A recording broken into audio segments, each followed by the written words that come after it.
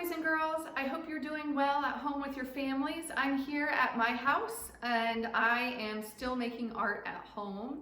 I love how some of you have been sharing your projects with me on Seesaw.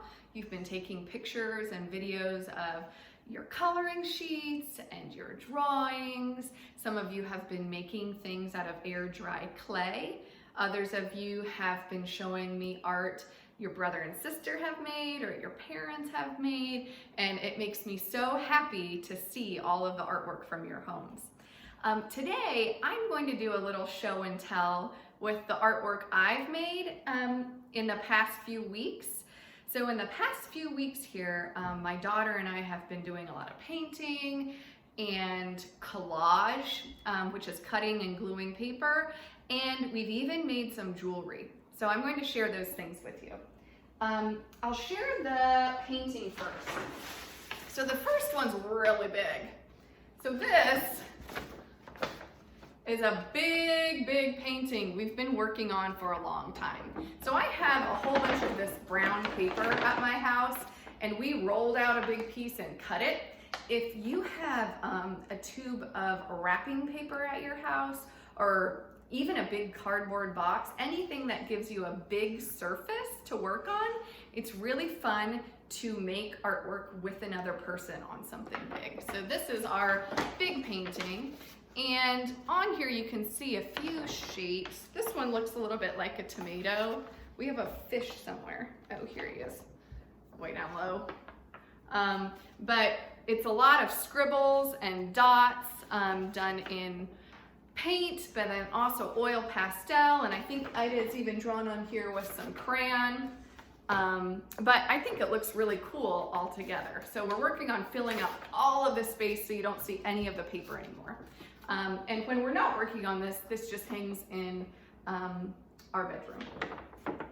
Oh, here's another little one. When I was showing her how to fill the space, I cut a smaller piece of this brown paper and used oil pastel to make all of these shapes and shading to fill this space all the way up and make it look really interesting. So this is a fun exercise you can do at home if you like. The next one is collage. So I have been cutting scraps of paper from my house and gluing them down in this book. I have a lot of old magazines and even old books that I don't use anymore, and so I'm cutting them out and gluing them together to make new art. And this is a page that shows the kinds of paper I'm gluing together. So this is actually a foil tape, and this is an old painting I cut up. This is a picture from an old book of some little boys holding kittens, and it made me happy. And so I cut it out and made it look like they're sitting on a wall. This one's kind of fun.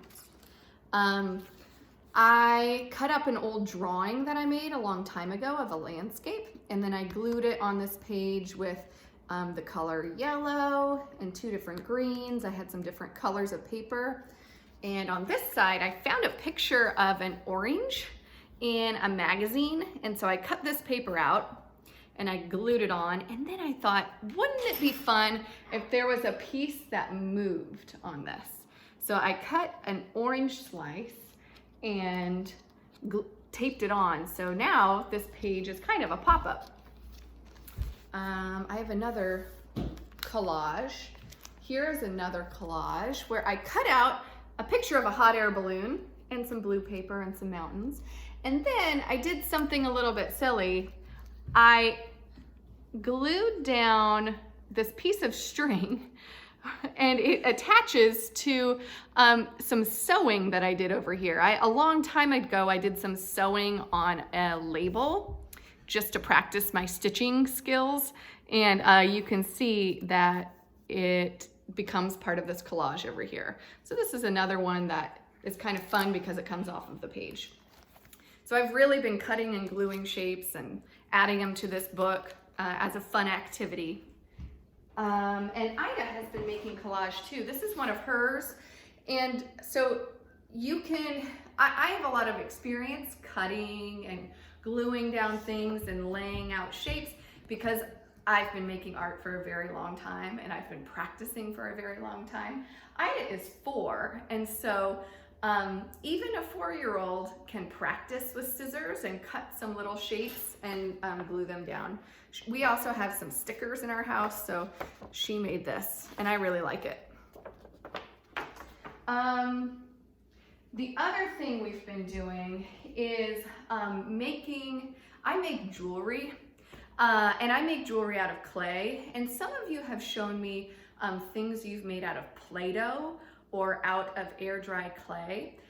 If you want to make a necklace, it's pretty easy to roll your clay or Play-Doh into bead shapes and then stick a hole through it with a toothpick or even a pencil if you want a bigger hole, and then tie string or dental floss or wire through the beads and make a necklace.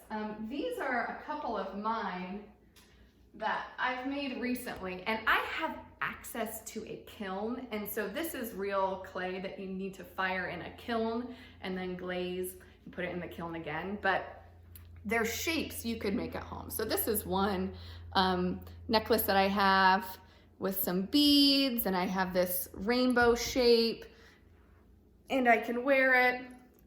And then here's another one I made with a bead that's kind of a U shape, and I put holes through it, and I can wear this. Ida has also made some necklaces. Do you want to back up? Oh, here, I can turn it down. And her necklaces haven't gone in the kiln with glaze on them, but I had some shapes that were left over that I made, and she painted them. What color did you paint these, Ida? Red and golden. Yeah, we had some gold paint, and so she painted these gold, and she has some string on them that I found. And this one is also gold and has some pink and red beads on it. So that was pretty fun, wasn't it? Yeah. What happened with this one? It broke. This one broke. So sometimes, as you know, clay projects are really fragile and they break on the ground. So this one just broke, but we just glued it back together. So it still works. It's been great seeing all of your work on Seesaw, boys and girls. So continue sharing all of the work from your house. It makes me really happy to see how you're being creative at home. Bye. Can we see how to video?